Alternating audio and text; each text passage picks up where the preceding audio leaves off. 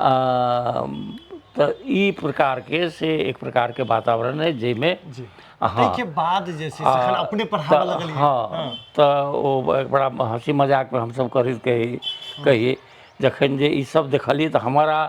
लेल से दुनिया के सबसे बड़का पद वो प्राचार्य आचार्य के पद माने प्रोफेसर के पद जी वही से बड़का पद के तो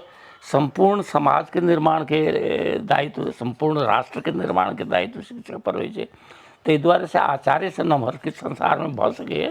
से अपना दिमाग में नहीं रहे तो देखबो करी हम सब अपन प्रोफेसर सबके से बात तहिना रेस्पेक्ट करी टीचर सबके देखिए तो वो डरे बुझाए 5 वर्ष के बच्चा भ गेलो एमए पास क गेली पीएचडी क गेली तैयो हुनका सब देखिए तो अपन स्वतः एकटा भ जाए जे थरथर काँपऽ लागी तो ई जखन जे एली अपने सब जे अपने हम जे प्रोफेसर भेलहुँ तो वही समय में से एकटा ई रहे जे लोग सब मजाक में कहे जे जहिया विद्यार्थी रहे तहिया मास्टर पिटलक आब जे छै मास्टर भऽ गेल तऽ विद्यार्थी सब पिटल से डरा होबो करे मास्टर विद्यार्थी सब जे छै से प्रोफेसर सबके बान्हि कऽ पिटबो करे क्लास नहीं लेलक किछु नहीं गेलै तऽ हल्ला भेल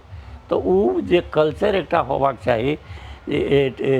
स्टूडेंट आ टीचर के बीच में रिलेशनशिप उ समाप्त भेलै एकटा काज ई भेलै बड़ा भयानक बात भेलै जे हमसब जखन एलहुँ यद्यपि हमर एकटा सौभाग्य रहल जे माने ई तऽ आत्मश्लाघा लेखा भऽ जाए जे हम जे पढ़बैत रहलहुँ तऽ भगवान के पास अहाँ सबके आशीर्वाद से बड़ा पॉपुलर रहलहुँ पॉपुलर एते बेसी रही जे लोग सब जे हॉस्टल में खाना खाइत रहे ई जे बुझे विमल सर के घंटी छै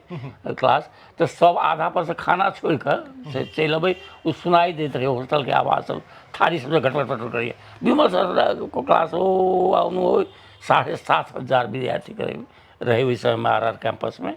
आ उस सब में से एक प्रकार के ई प्रकार के भावना रहे लेकिन 2-4 प्रोफेसर सबके लेल प्रकार के बात रहे बाकी सबके लेल जे छै ख्यारा खेवरल रहे चूँकि 2046 साल के बाद के अवस्था